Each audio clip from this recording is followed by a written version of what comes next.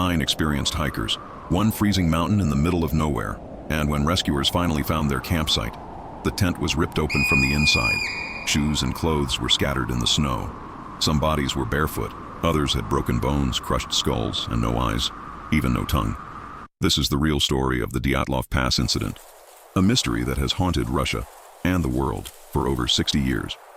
In January 1959, 10 students and graduates from the Ural Polytechnic Institute set out on a challenging winter expedition through the Ural Mountains.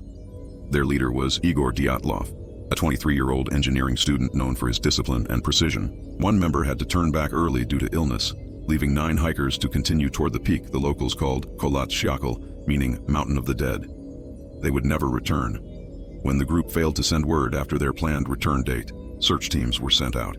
It took weeks to find them, and what they discovered defied every logical explanation. Their tent was found partially buried in snow, slashed open from the inside as if the hikers had fled in terror. Footprints led away, barefoot or in socks, scattered across the snow.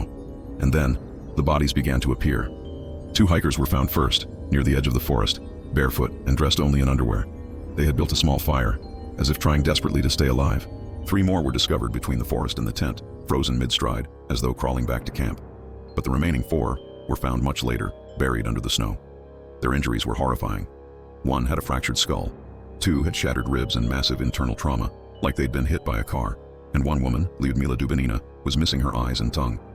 No signs of a struggle, no footprints from anyone else, just 9 hikers, dead in the most mysterious way imaginable.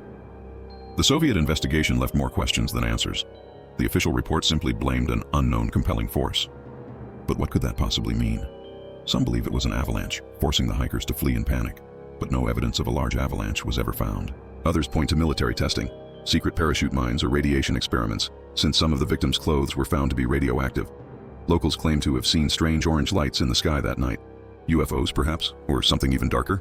Then there's the infrasound theory, that strong winds around the mountain created low-frequency vibrations causing panic, confusion, and irrational fear, driving the hikers to flee into the deadly cold.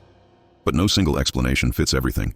Even after decades of research, no one truly knows what happened on that mountain.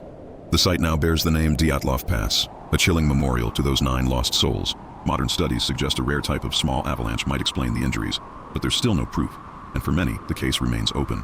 The hikers' diaries show they were in good spirits right until the end. Their last entry, a simple line that reads, "It's getting colder, but we're laughing." Days later, they were all gone. Was it nature, a secret Soviet weapon, or something not of this world? What really drove 9 skilled hikers to rip open their own tent and run barefoot into the snow? Tell me your theory in the comments below. And if you love exploring history's coldest and darkest mysteries, don't forget to like, share,